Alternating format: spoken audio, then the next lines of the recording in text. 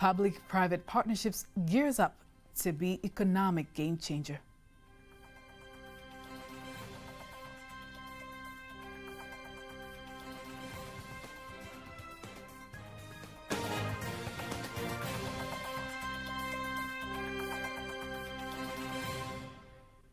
Good evening, I am Faida Nganga. You can also follow us live via our YouTube channel, TBC Online. Also, get all the latest news through our Instagram, Facebook and Twitter pages at TBC Online. The President of Zanzibar and the Chairman of the Revolutionary Council, Dr. Hussein Ali Mwinyi, says his government prioritizes improving the transport infrastructure to facilitate more investments in the Zanzibar Islands. Swam Mavura has more details. At the Zanzibar State House, the President of Zanzibar and Chairman of the Revolutionary Council, Dr. Hussein Ali Mwinyi, speaking to U.S. Ambassador to Tanzania, battles. President Dr. Mwinyi welcomes the U.S. Ambassador to explore business and investment opportunity in the blue economy. All these we are looking for investments, because they are capital-intensive areas, and definitely with investment, we are sure that we are going to grow our economy. Other areas in the blue economy are fisheries. We haven't been able to utilize properly the fisheries around our islands and Tanzania in general, because I know in the mainland they have got processing plants in the Lake Victoria, but we haven't done the same for the oceans. President Dr. Mwinyi says Zanzibar benefits from continued diplomatic relations between Tanzania and the United States. We are looking to get investment and investors into Zanzibar to work with us towards, uplifting these areas. Ambassador Battle says the investment in Zanzibar will open up jobs opportunity for people from both sides.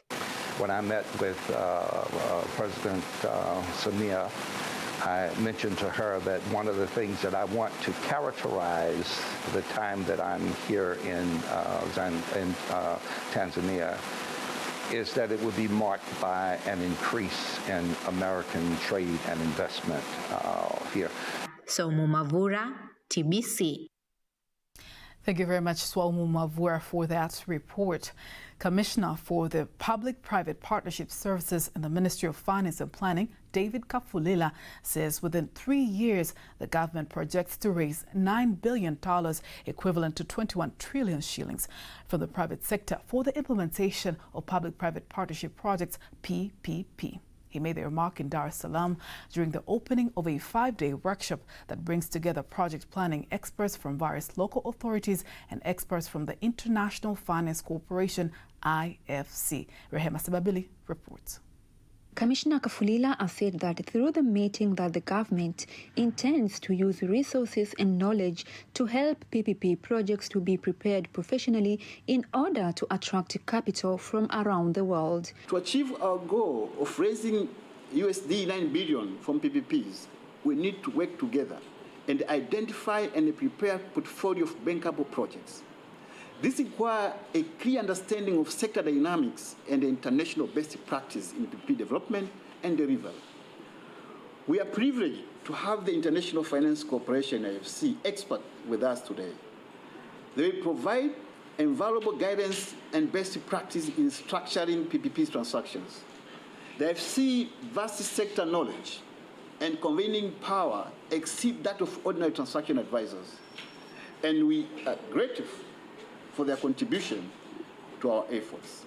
While officiating the workshop, the Deputy Permanent Secretary of the Ministry of Finance and Planning, Jennifer Omolo, says the government will establish a monitoring center for the PPP that will help monitor the development of the implementation of joint venture projects.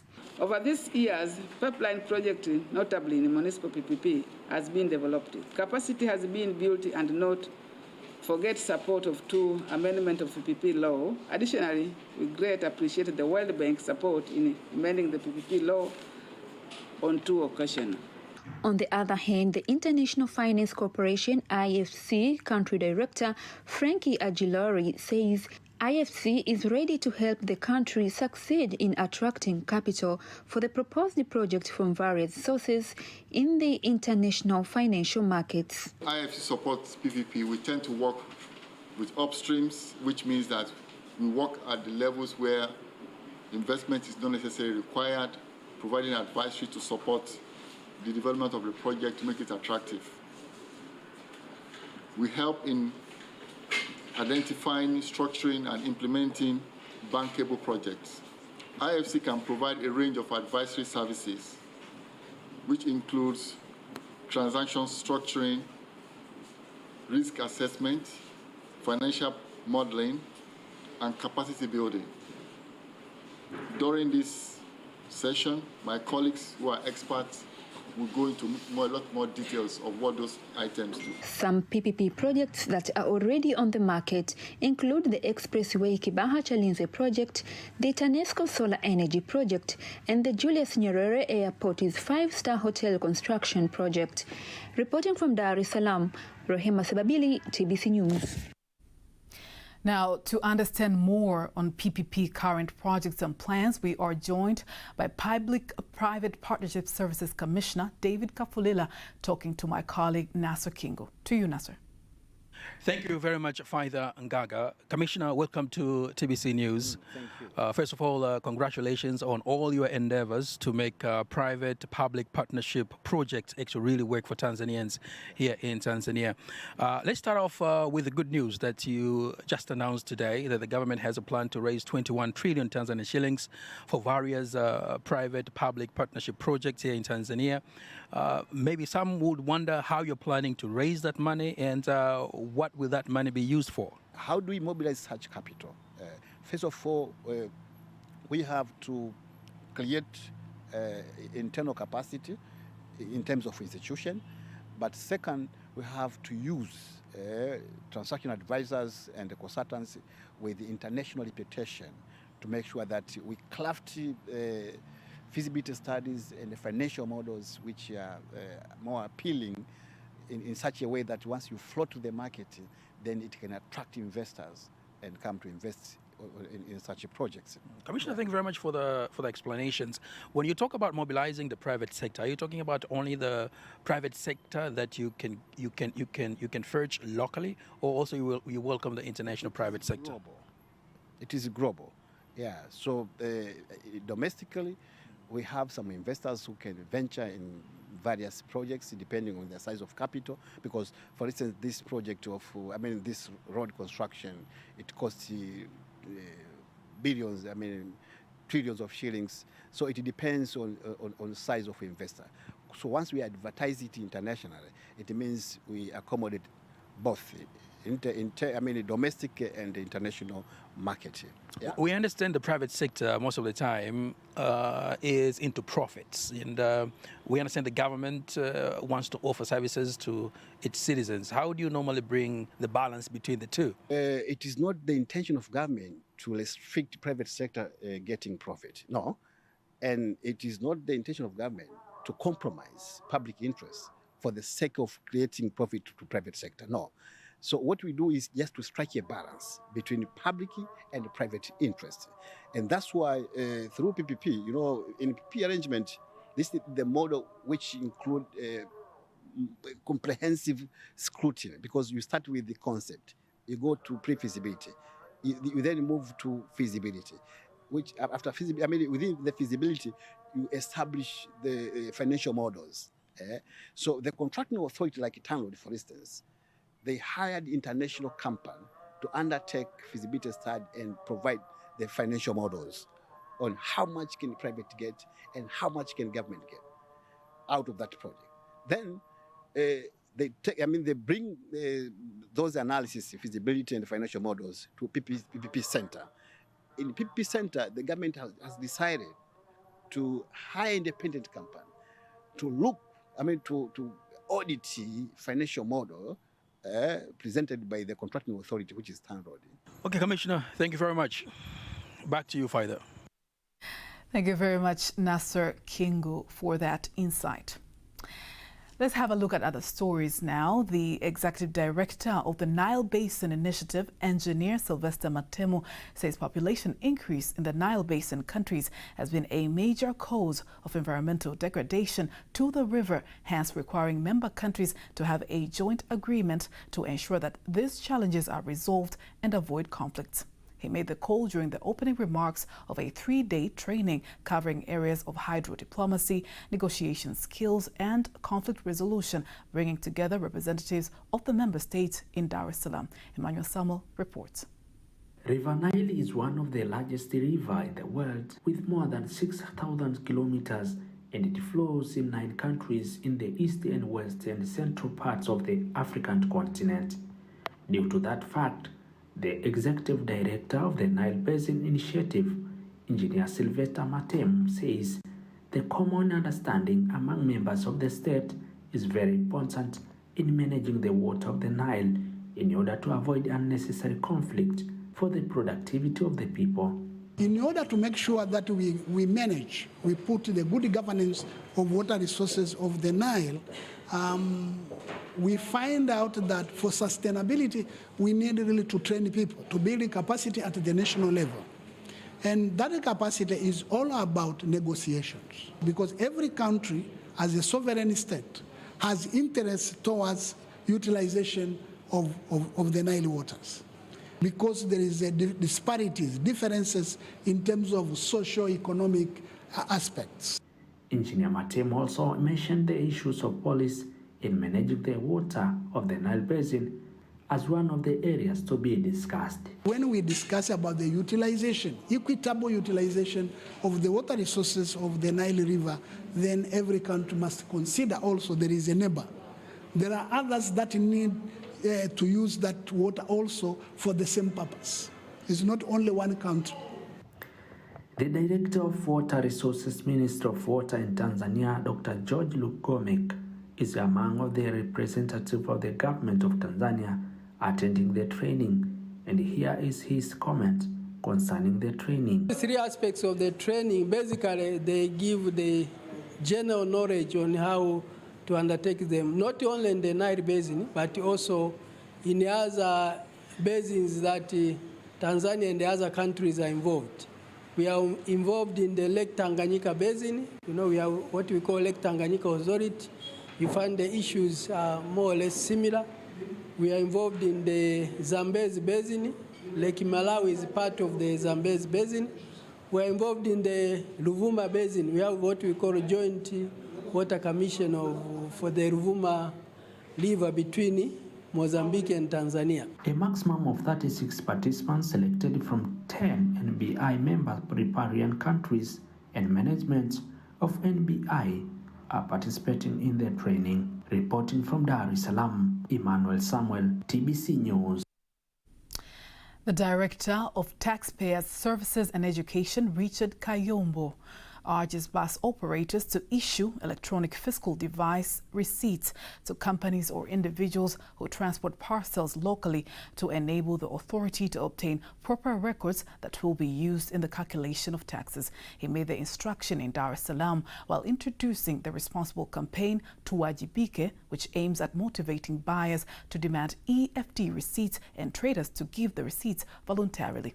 Furthermore, Kayombo insists that there will be close monitoring to determine those who do not give receipts and those who do not demand them. And legal measures will be taken for those found guilty, including a fine between 4 million shillings for the businessman and 30,000 shillings for the buyers, or imprisonment. Side of the consumers or the wananchi who buy goods and services, in case they are found with goods and they don't have a receipt, or they have a receipt with a lower value than the amount of goods that they've bought, they will be liable for a fine between 30,000 Tanzanian shillings to 1,500,000 Tanzanian shillings. Our aim is to ensure that every individual takes responsibility in this Tuwajibike campaign, as it's meant to build a good culture of issuing receipts as well as asking for receipts whenever they purchase goods. Now let's head over to Iringa region, where the Uhuru Torch race leader Abdallah Kaim says the government will continue to collaborate with various stakeholders who support the government's efforts to improve health services. Kaim made the remarks after launching a special ward that will be used by government leaders who will experience health challenges while outside and inside the region. Here's a report by Irene Mwakalinga from Iringa region, read by Lulua Mohammed. On the second day of its race in the Iringa region, the Uhuru Torch witnesses a modern ward for special patients known as VIP, built in the referral hospital of the Iringa region. The regional referral hospital physician, Dr. Alfred Mwakalebela, says that the ward, which has all the services with the standards of a five-star hotel, was built by the sponsor Asas company at a cost of 600 million shillings. The goal is to improve health services for the people of Iringa and to assure better services to the leaders when they encounter health challenges. Speaking after the launch of the special ward, the Uhuru Torch leader Abdallah Shaibu Kaim says that such donors should not be disappointed. I encourage the district commissioners. I assure you that we realize that the government mission for the sixth term is to improve health services. So if our fellow Tanzanians choose to help the government in improving health services, we recognize their contribution and we assure them that the government is with you in this. How are other citizens talking about the new service in Iringa region? It belongs to the people and was built by people. Giving is heart. We request other stakeholders in Iringa region to continue to provide as Asas did in different areas to build the buildings like this to help our government of the United Republic of Tanzania. They have made it easy by bringing their services here in Iringa region because it will be easier for the people to be treated here instead of going to other regions for treatment. In addition, Uhuru Torch has laid a foundation stone at the Itamba Special Building for Surgical Services and directed the management to make adjustments to the windows, water sinks and sewage system. In other news, the Minister for Trade and Industrial Development in Zanzibar, Omari Said Shabani, has visited Tanga Port, accompanied by various leaders aiming to learn and experience the improvements made by the port and explore ways to include closed business. As a report by Bertha Mwambela, read by Apasia Ringo. There has been an increase in market search locally and internationally to expand opportunities for cargo passage at the Tanga Port. Lengo hasa la kuja hapa sisi kuna zao la karafuu. The purpose of coming here is to see how we can get the clove crop from Tanga. One of the infrastructure of the clove business is the port. I am satisfied with the efforts made by the port authorities, and we believe that when we are ready, we'll have the ability to do business. Na utokaji wa karafuu. The Tanga Port Acting Manager Peter Milanzi here explains the improvements and their new adapted operations. Na kama mnavyoona hapo nyuma yetu, as you see behind us, there is a ship that is about to depart. This ship is a great sign that the port of Tanga has continued to save and receive large ships after the implementation of this project has been completed. Kukamilika. More than 450 billion Tanzanian shillings has been used for the renovation of the port, which has now reached 99%. And that item concludes local news tonight. All the latest in international news up next.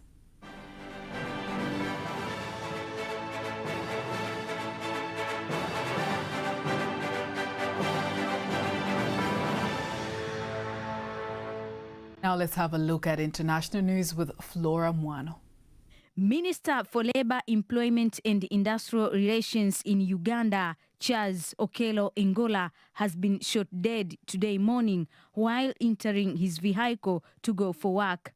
Speaking to journalists in Kampala, police spokesperson Fred Enanga says Engola was shot at his residence by one of his bodyguards who allegedly fired several shots at close range.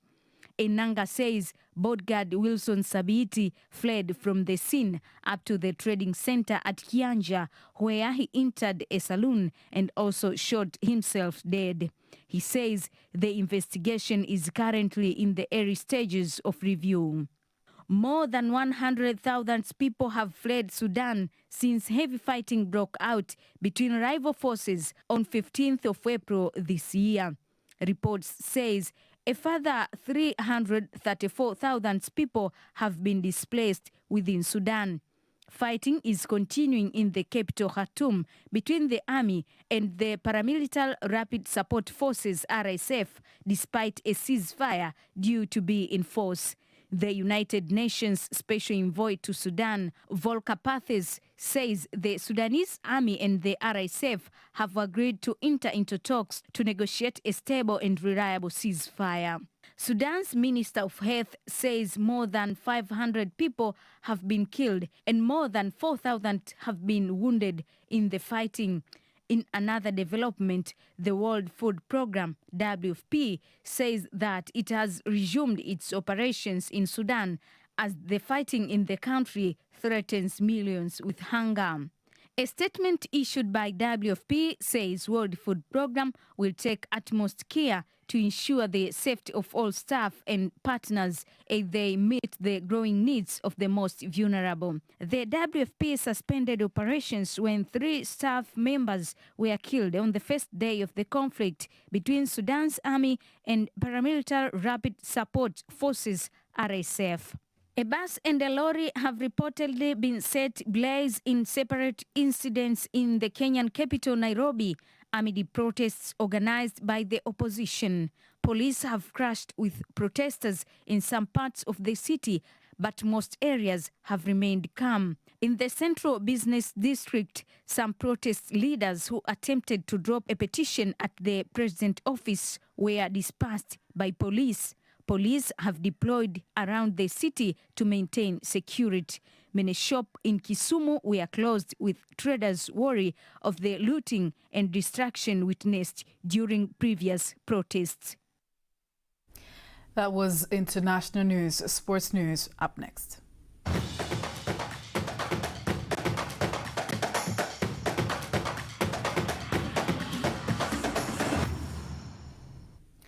And here is sports news with Mario Cheto. Simba Football Club assistant coach Juma Mgunda says being knocked out from CAF Champions League quarter-finals by the defending champion Wydad Casablanca does not stop them from fighting for the Tanzania Premier League title this season. Coach Mgunda adds that players have acquired a lot of experiences from the quarter-final match against Wydad Casablanca and they will use it in the last 4 Tanzania Premier League crucial matches. Players were already having enough information about this match even before the match against the Wydad Casablanca, regardless to the results. So the spirit to pray against the Namungo before taking on Wydad was still there. Simba sit in second place of the Tanzania Premier League table with 63 points, while Namungo FC is in 6th place of the league table with 35 points in hand.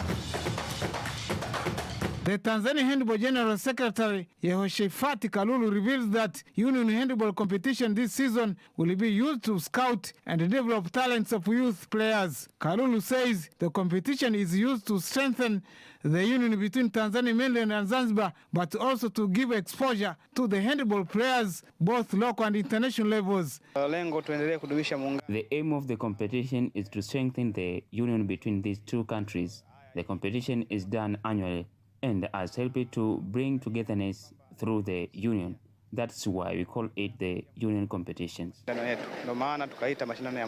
union handball competition has kicked off today in Dar es Salaam and will end on May 4th. 5 teams from Tanzania mainland and 4 teams from Zanzibar are showcasing in the competition this season. And the Tanzania Sports Council officer Charles Mazagu says government will continue to work with the Sports Association as the one way of improving sports in the country. Addressing during the opening of the workshop for disability leaders in Dar es Salaam, Mazagu calls all people to participate in sports regardless to their status in the community. What you'll get from this workshop should not remain in your head and papers, but rather should be translated into action so that Tanzanian will benefit from it. And on your coming competition, we wish you good preparation. The Disability Sports Leadership Committee has started the 2 days workshop at the Benjamin Mkapa Stadium aiming at increasing their skills and knowledge of sports for people with disabilities in Tanzania. Malio Cheto, TBC News. Thank you very much, Malio Cheto, Super Coach, for the sports news. And that marks the end of the news bulletin for tonight. Don't miss our next bulletin and Kiswahili at 11 p.m. I am Faida Ngaga. Good night.